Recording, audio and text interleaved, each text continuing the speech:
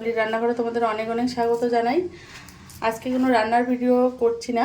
আজকে আমি কিছু গাঁদা ফুল নিয়েছি, এটা দিয়ে আবির বানাবো, সেটাই আপনাদের সঙ্গে শেয়ার করব। তো গাঁদা ফুলগুলো আগে ছাড়িয়ে নেওয়া হচ্ছে। সব গাঁদা ফুলগুলো ছাড়িয়ে নিয়েছি। একটা কড়াই বসিয়ে দিয়েছি, এক বাটি জল দিয়ে দিচ্ছি। তারপর এই ফুলের এগুলো দিয়ে দিচ্ছি, পাপড়িগুলো।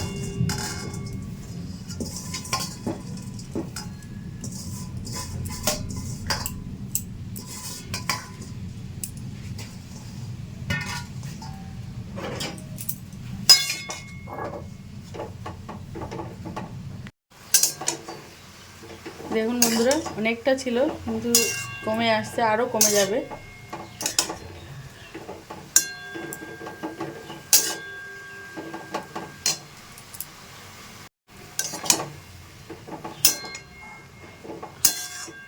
অনবরত নাড়বো একটু।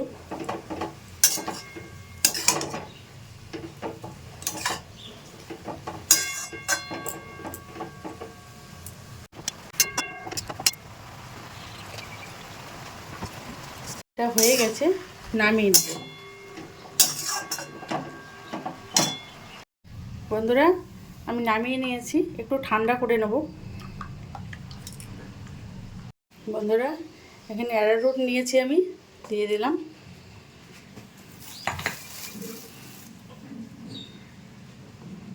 দু বাটির মতো নিলাম। আর এখানে যে গাঁদা ফুলের রসটা বের করে নিয়েছি, সেখানে আমি গোলাপ জল দিয়ে দিচ্ছি। এটাতে সেন্টটা ভালো হবে। এটা এবার মেশাবো।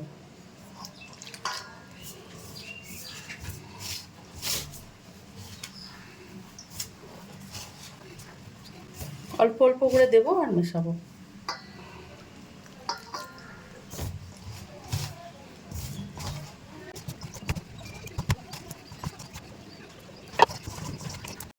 দেখুন বন্ধুরা, ভালো করে মিশিয়ে নিয়েছি। এটাকে একটু আমি আধ ঘন্টার জন্য ফ্যানের হাওয়াতে রেখে দেবো।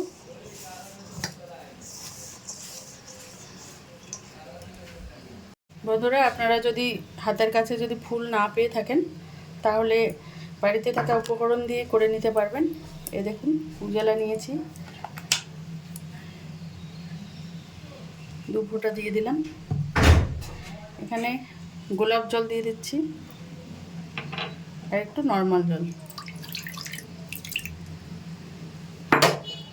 ভালো করে মিশিয়ে নেব।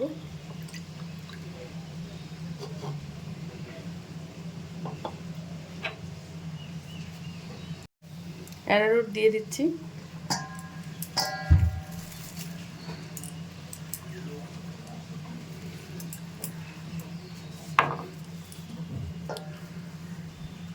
অল্প অল্প করে দেবো আর ভালো করে মিশাবো।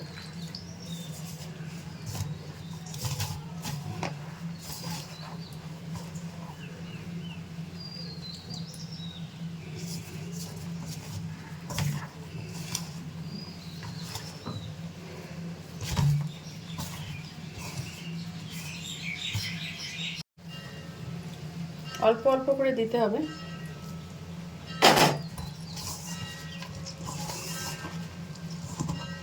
দেখুন কি সুন্দর একটা কালার চলে এলো।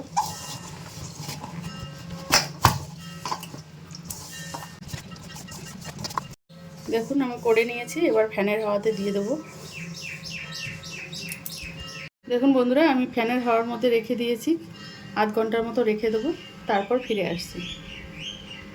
আমি বলেছিলাম যে 30 মিনিট পর ফিরে আসব, তো 30 মিনিট পর ফিরে এলাম। তো দেখুন শুকিয়ে গেছে, শুকনো হয়ে গেছে, একটু দলা দলা আছে। সেটাকে আমি একটু মিক্সিতে গুঁড়ো করে দেবো একদম। আমি এটা ঢেলে নিয়েছি, দেখুন কতটা সুন্দর হয়েছে, কালারটাও দারুণ এসছে। আর এই কালারের যে এটা করেছি, এটাও আমি পেস্ট করে নিয়েছি, একদম গুঁড়ো, দারুণ হয়েছে। এটাকে ঢেলে নিচ্ছি।